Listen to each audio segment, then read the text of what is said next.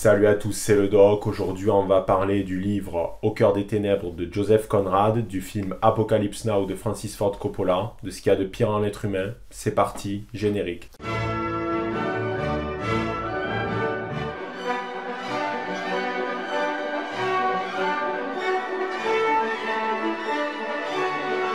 Alors, si tu es familier de la chaîne, tu dois déjà probablement connaître le concept de part d'ombre qui a été théorisé par Carl Jung.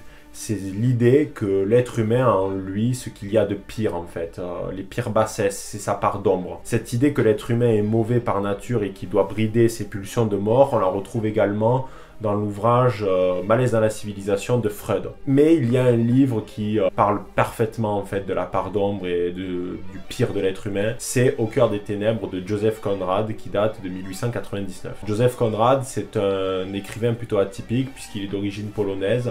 Il écrit en langue anglaise et il parle parfaitement le français. Il a une vie d'aventure, ce qui fait qu'il connaît parfaitement le continent africain et il écrit en 4 mois son œuvre la plus connue, Au cœur des ténèbres. Donc qu'est-ce que ça raconte? C'est l'histoire de Charles Maslow, qui est une sorte de commerçant aventurier qui doit se rendre donc au Congo belge colonial de l'époque pour mettre en place une route commerciale. Et il doit notamment retrouver donc un marchand d'ivoire plutôt énigmatique du nom de Kurtz. Donc ce voyage va se montrer particulièrement éprouvant puisque en fait il va voir des atrocités.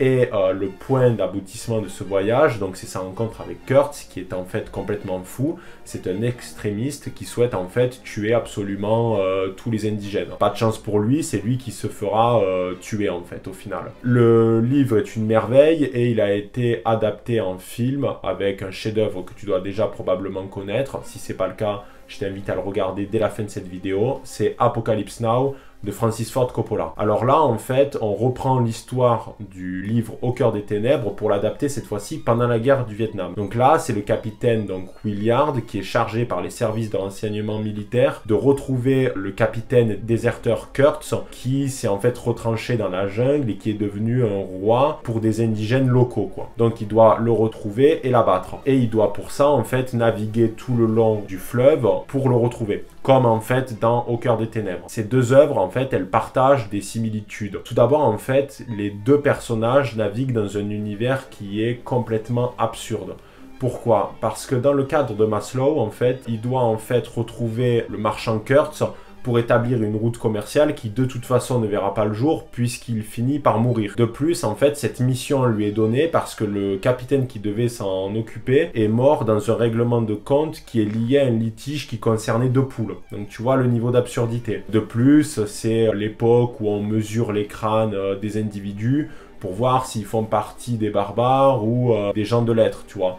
Il y a une classification qui est liée sur la forme des crânes. De l'autre côté, donc dans Apocalypse Now, Willard est chargé donc de tuer un autre Américain de la même armée que lui. Donc c'est une mission qui est elle aussi complètement absurde. De plus, le capitaine Willard est en contact avec des personnes complètement folles. Il y a notamment le lieutenant-colonel Kilgore, alors c'est notamment celui qui dit « j'aime l'odeur du napalm le matin ». Et ce dernier, tu vois, il a un petit peu des délires. Par exemple, quand il attaque avec des hélicoptères un village vietnamien, il aime bien mettre du Wagner à fond, notamment les Valkyries. Mais également, pendant l'attaque d'un village, il invite l'un de ses soldats qui fait du surf à surfer sur les vagues aux alentours parce qu'il veut voir si les vagues vietnamiennes sont plutôt intéressantes, quoi. Donc il est entouré en fait de gens complètement fous qui en plus se droguent, bref, c'est l'horreur, quoi. En fait, nos deux protagonistes, ils évoluent dans des univers qui sont profondément absurdes et déshumanisés. Leurs missions sont absurdes et les personnages autour d'eux sont déshumanisés à cause de la guerre pour le film ou à cause de la colonisation pour le livre. Il faut comprendre que Apocalypse Now, par exemple, a été tourné dans des conditions particulièrement pénibles. Francis Ford Coppola disait que son film, en fait, c'était le Vietnam, c'était le chaos.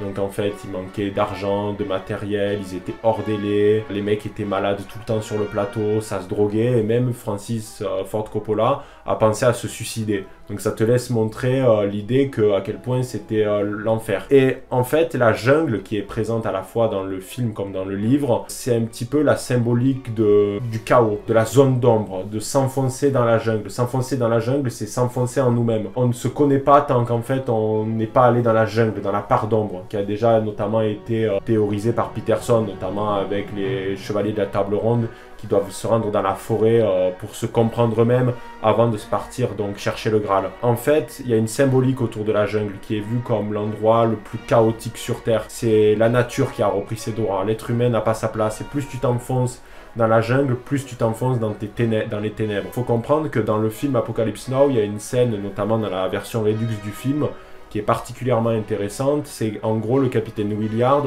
avant de se rendre donc dans le campement de Kurtz, là où il y a les indigènes, il se rend donc dans une plantation coloniale française où il y a la famille Desmarais. Et la famille Desmarais, en fait, ils vivent dans une sorte de parenthèse, de bulle occidentale, en plein cœur du chaos donc de la guerre du Vietnam. Et ils vivent comme des Français. Le propriétaire Desmarais dit à Willard que leur guerre est inutile et absurde. Mais en fait, je répondrai à Desmarais que le fait de vivre dans cet environnement déshumanisé est aussi absurde que la guerre en elle-même. En fait, que ça soit le film de Francis Ford Coppola qui veut dénoncer le Vietnam, on a d'un côté donc le film de Francis Ford Coppola qui veut montrer que le Vietnam était une guerre complètement absurde, et de l'autre, le livre de Joseph Conrad qui montre les limites de la colonisation. Ce qui est très intéressant, c'est que les deux personnages que l'on retrouve à la fois dans le film et dans le livre, c'est Kurtz.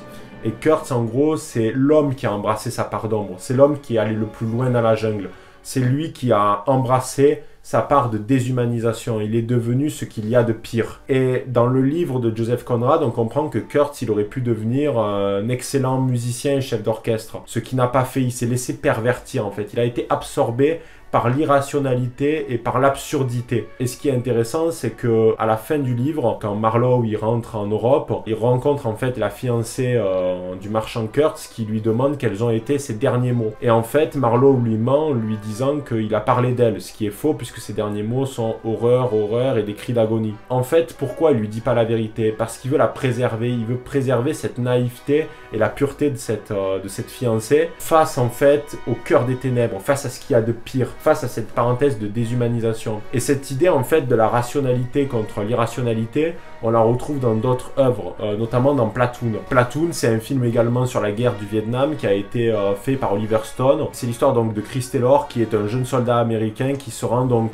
au Vietnam. Et donc dans sa section, il y a deux lieutenants qui s'affrontent et qui ont des visions du monde diamétralement opposées. Il y a Elias, donc, qui est joué par William Dafoe, qui est un humaniste qui pense que la guerre est complètement inutile et vouée à l'échec, et qui pense que l'être humain a du bon en lui. Et de l'autre, on a le sergent Bob Barnes, qui, lui, représente ce qu'il y a de pire, qui a complètement embrassé sa part d'ombre. Et à la fin du film, donc, le personnage de Chris Taylor a une phrase plutôt intéressante. Il dit qu'en fait, il est le fils de ses deux pères, qu'il est à la fois, en fait, le résultat de cette part d'ombre qu'il gardera toujours suite en fait au traumatisme du Vietnam, mais aussi le fait qu'il croit malgré tout en la possibilité à l'humanité qu'elle puisse se dépasser et faire mieux que seulement la guerre. Donc voilà, j'espère que cette vidéo vous aura plu. On a parlé de la guerre du Vietnam, de Joseph Conrad et Au cœur des ténèbres.